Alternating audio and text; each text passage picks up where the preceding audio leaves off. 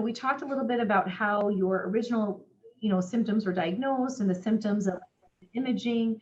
Tell me a little bit about how was the recurrence diagnosed and how did you, start to experience that? Luckily, I would constantly go in and get my CA 125 test done.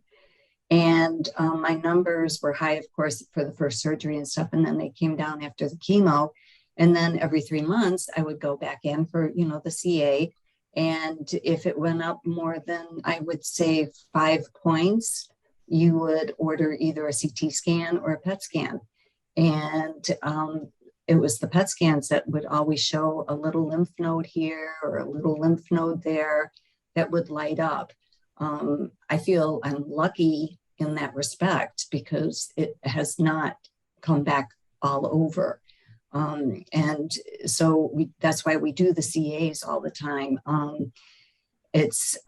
I think some of the reoccurrences were simply taken care of through radiation because they were lymph nodes. And then others, they could not do the radiation and you could not do surgery. So we did the chemo, but it was strictly little lymph nodes here and there. And we just keeping check on those, I think, is what has kept me around. And I know other people probably don't have the same situation where it's just the lymph nodes, but that's how we always have caught it. Sure. Just from the CAs. And I know not everybody can rely on a CA, right? But for me, for some reason, it's helpful.